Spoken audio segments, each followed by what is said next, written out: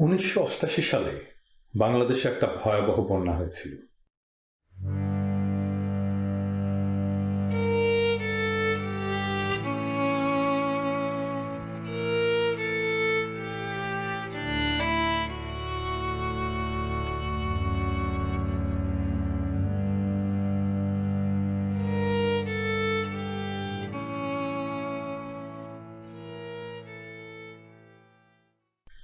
আমি তখন রাজশাহী মেডিকেল কলেজের 4th ইয়ারের ছাত্র ইউনিয়নের রাজশাহী জেলার জেনারেল সেক্রেটারি আর সিপিবির প্রকাশ্য সদস্য। আমাকে সিপিবি থেকে দায়িত্ব দেওয়া হলো চারঘাট এলাকায় ত্রাণ কাজ চালানোর জন্য। পদ্মার পারে চারঘাট উপজেলা বন্যায় সবচেয়ে বেশি ক্ষতিগ্রস্ত হয়েছিল বলেই তখন আমরা জেনেছিলাম। পার্টি কিন্তু দায়িত্ব দিয়ে খালাস, ত্রাণ পাবো কোথায়, আর একটা উপজেলায় ত্রাণ কাজ চালানোর এই বিপুল খরচ কোথায় পাবো? আমরা একটা অভিনব বুদ্ধি বের করেছিলাম। আমরা রাজশাহী শহরের বাসায় বাসায় গিয়ে আগের দিন বলে আসতাম, আগামীকাল সকালবেলা আমরা আসব, আপনারা সকালের নাস্তার সময় যে রুটি বানাবেন সেখানে 2টো রুটি বেশি বানিয়ে আমরা সেটা নিয়ে যাব। আমরা চারঘাটের ত্রাণ শিবিরে এই রুটিগুলো বিতরণ করব। পরদিন সকালে কয়েকটা রিক্সা ভ্যান নিয়ে আমরা বের হতাম। প্রত্যেক দিন হাজার হাজার রুটি সংগ্রহ করতাম। সেই রুটি বাসের মাথায় করে চারঘাটে নিয়ে যেতাম। বাসওয়ালারা আমাদের কাছ থেকে পয়সা নিত না, রিক্সা ভ্যানওয়ালারাও পরে পয়সা নিত না আমাদের কাছে। বলতো, আপনারা ছাত্র মানুষ, আমাদের কিছু রুটি দিয়ে। রুটি হয়ে গেছিল তখন আমাদের কারেন্সি। শুধু রুটি না, তার সাথে গুড়, সবজি, চিড়া, মুড়ি, এমনকি হাঁড়ি ভর্তি খিচুড়ি নিয়ে অপেক্ষা করতেন প্রত্যেক বাড়ির মানুষ। ওনাদেরকে বোঝানো যেত না যে সবজি, খিচুড়ি এই সমস্ত নিয়ে এত দূর যাওয়া এটা সম্ভব না, আর নষ্ট হয়ে যেতে পারে। শেষে এমন হলো, আমরা রুটি কালেক্ট করে কুলাতে পারছিলাম না। চারঘাটের ত্রাণ শিবিরে বিলি করেও রুটি বেঁচে যেত।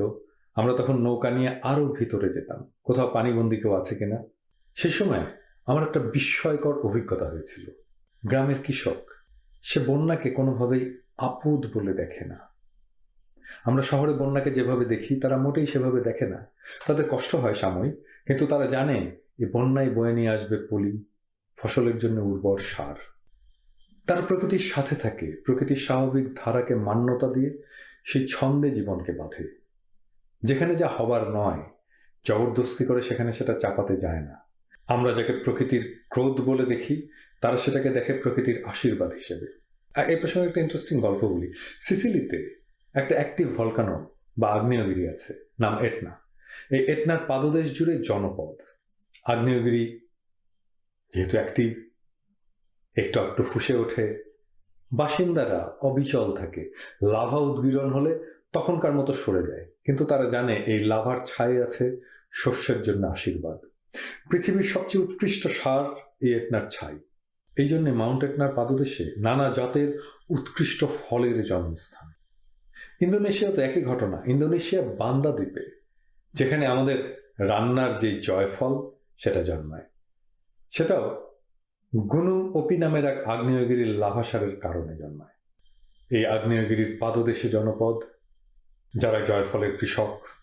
পৃথিবীর আর কোথাও এত উৎকৃষ্ট জয়ফল জন্মায় না, কারণ অন্য কোথাও এই লাভার ছাই নেই। সেই সময় আমি বাংলাদেশের বন্যার ইতিহাস জানার চেষ্টা করলাম। আমি বিশেষজ্ঞ নই, কিন্তু অনুসন্ধিৎসা তো সব মানুষের স্বাভাবিক তাড়না। তাই যা জেনেছি তা আমাদের তরুণদের সাথে শেয়ার করে যেতে চাই। আমার জানার বা বিশ্লেষণের যদি কোনো ভুল বা খামতি থাকে, আমাদের তরুণেরা একসময় সেটা শুধরে নেবে। আমাদের দেশ একটা বদ্বীপ, এটা আমরা জানি। হাজার হাজার বছর ধরে নদী আর সমুদ্রের ভেতর থেকে এই বদ্বীপ জেগে উঠেছে। আমাদের ভূমিতে কোটি কোটি টন পলি বয়ে এনেছে নদীগুলো। এই পলিতেই এই ভূমির গড়ে ওঠা। এই পলি আমাদের জমিকে উর্বর করে। বাংলাদেশের ভূপ্রকৃতি 3 ধরনের। একটা সমুদ্র সন্নিহিত ভূমি, যা জোয়ারের সময় ডুবে যায়, আবার ভাটার সময় জেগে ওঠে। এই ভূমিতে পলি জমতে জমতে জমতে জমতে এমন একটা সময় আসে যখন জোয়ার এলে আর ডোবে না সেই মাটি, কিন্তু বন্যা এলে ডোবে। তবে এই জমিও একটা সময় পলি জমতে জমতে এমন একটা অবস্থায় আসে যে তার বছরে একবারও ডোবে না। এখন বাংলাদেশের ভূখণ্ডের মাত্র 18 থেকে 20% প্লাবিত হয়। বাদ দিলে প্লাবন হয় না। পলি নদীর দুকুল ছাপিয়ে জমিতে এসে পড়ে না, নদীর পানিকে বাদ দিয়ে কোনো মতে টলমল টলমল করে সমুদ্রে প্রবাহিত করে দেয়া হয়। তাহলে জমিতে যে পলি পড়ত অধুক্ষিপ্ত হয়ে, সেটা কোথায় যায়? সেটা নদী বক্ষেই জমে, নদীর তলদেশ উঁচু হতে থাকে, তার পানি বহন করার ক্ষমতা বছরে বছরে কমতে থাকে। আর জমি যে পলি পেত, যে সার পেত, সেটা পায় না। সেই জন্যই আমাদের এত বেশি রাসায়নিক সার ব্যবহার করতে হয় এখন। এই বাঁধের আইডিয়া আমাদের না, এই আইডিয়া পশ্চিমের। আমাদের নদীগুলোকে প্লাবিত হতে দিতে হবে। এখন অনেকেই বলতে পারেন, তাহলে আমরা ডুববো বছরের পর বছর। এই আলাপে পরে আসছি, তিষ্ঠ ক্ষণকাল। পশ্চিম কেন আমাদের বাঁধের প্রেসক্রিপশন দিল? কারণ তাদের কাছে বন্যা অভিশাপী। পশ্চিম আর প্রাচ্যে জীবন, সভ্যতা, সমস্যা এক না। সেই জন্য আমি বলার চেষ্টা করি, পশ্চিমের অনুকরণ কখনো আমাদের সমস্যার সমাধান দেবে না, বরং আমাদের সমস্যাকে বাড়িয়ে তুলবে। ঠিক একইভাবে পশ্চিমের সেকুলারিজম, সেইটার অবিকল অনুকরণ আমাদের সমস্যার সমাধান দেবে না, আমাদের সমস্যাকে বাড়িয়ে তুলেছে, আমরা দেখতেই পাচ্ছি। রবীন্দ্রনাথের একটা খুব চমৎকার প্রবন্ধ আছে, টেম্পেস্ট আর শকুন্তলার তুলনামূলক আলোচনা নিয়ে। যারা টেম্পেস্ট বা শকুন্তলা পড়েননি তাদের জন্য বলি, এ দুটো ঘটনার প্রেক্ষিত একই রকমের। এক নারীর প্রকৃতির মধ্যে বেড়ে ওঠা, তারপরে তার প্রেম, ভালোবাসা, এটাই দুই রচনার মূল বিষয়। রবীন্দ্রনাথের এই প্রবন্ধে প্রাচ্য আর পাশ্চাত্যের মানুষের সাথে প্রকৃতির সম্পর্ক বিচার করে দুই সভ্যতার তফাৎ দেখাচ্ছেন রবীন্দ্রনাথ। রবীন্দ্রনাথ লিখছেন, টেম্পেস্টে পীড়ন, শাসন, দমন, শকুন্তলায় প্রীতি, শান্তি, সদ্ভাব। টেম্পেস্টে প্রকৃতি মানুষ আকার ধারণ করিয়াও তাহার সহিত হৃদয়ের সম্বন্ধে বদ্ধ হয় নাই। শকুন্তলায় গাছপালা, পশুপক্ষী আত্মভাব রক্ষা করিয়াও মানুষের সহিত মধুর আত্মীয়ভাবে মিলিত হইয়া গেছে। টেম্পেস্ট নাটকে মানুষ আপনাকে বিশ্বের মধ্যে মঙ্গলভাবে প্রীতিযোগে প্রসারিত করিয়া বড় হইয়া ওঠে নাই, বিশ্বকে খর্ব করিয়া দমন করিয়া আপনি অধিপতি হইতে চাহিয়াছে। বস্তুত আধিপত্য লইয়া দ্বন্দ্ববিরোধ ও প্রয়াসী টেম্পেস্টের মূল ভাব। আপনি শকুন্তলা পড়লে দেখবেন, শকুন্তলাকে তপবন থেকে আলাদা করা যায় না, শকুন্তলার তপবন একই জিনিস।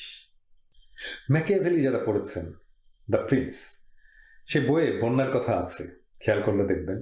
সেখানে তিনি বন্যা নিয়ন্ত্রণের কথা বলছেন প্রতিকূল পরিস্থিতি মোকাবেলার উপমা হিসাবে।